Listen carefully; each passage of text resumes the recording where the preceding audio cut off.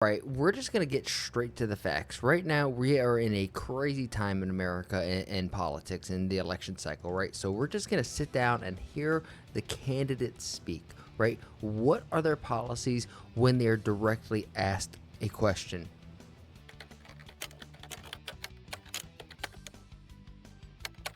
My plan is that if you open your factory in Wisconsin, Pennsylvania, Michigan, Minnesota, anywhere else in our country, you don't pay a tariff tax. You don't pay a tax. You're going to make the product here.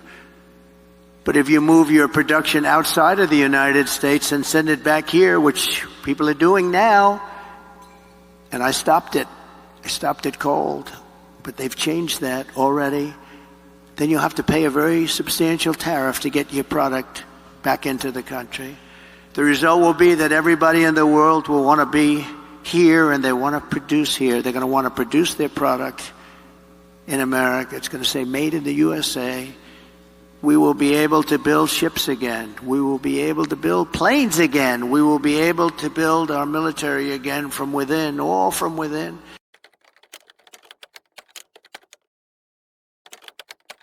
Years ago? So I was raised as a middle-class kid. And I am actually the only person on this stage who has a plan that is about lifting up the middle class and working people of America. I believe in the ambition, the aspirations, the dreams of the American people. And that is why I imagine and have actually a plan to build what I call an opportunity economy. Because here's the thing. We know that we have a shortage of homes and housing. And the cost of housing is too expensive for far too many people.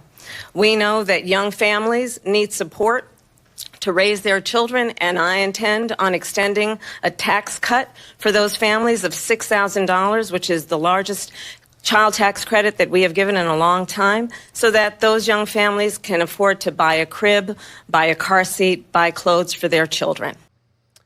Now, I don't know about you, but one of those people talked about bringing jobs back to America, and in fact saying that we should have products that say made in America. I don't know about you guys, but I think that is a fantastic thing. We need more of that. We need more things made here in America. At least that's my 2 cents. And the other one said that they had a plan, that they actually had a plan, not once, but twice, but failed to deliver and elaborate on any of it.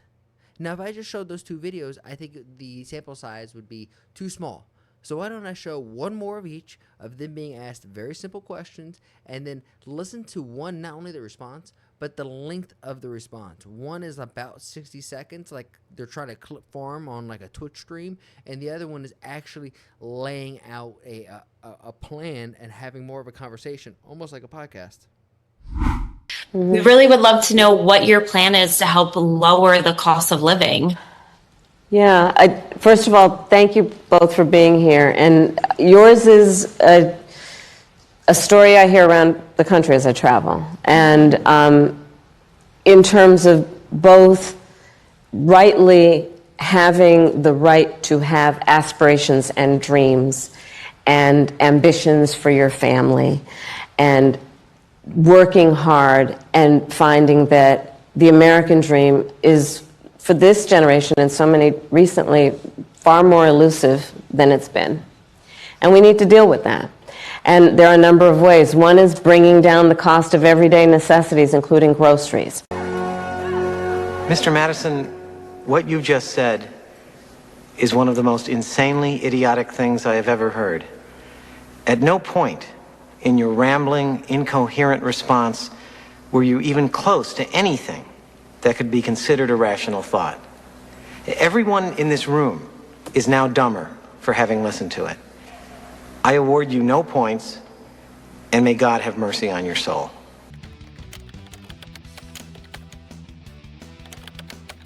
Under the Trump economic plan, we will cut your energy prices in half within, mark it down, and you can get very angry at me if we don't do it.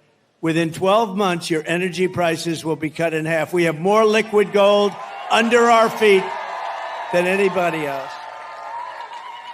And we will rapidly defeat inflation. So inflation is a misnomer because the inflation's now getting stabilized because our country is doing badly. But the prices have been driven up here, and people can't afford the groceries.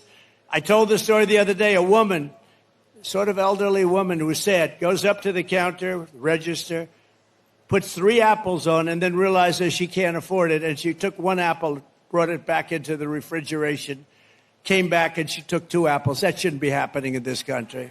That shouldn't be happening. And by slashing inflation, we will cut interest rates and reduce the monthly cost of your typical mortgage by $1,000. $1,000 a month. Listen, so interest rates with me were at 2%.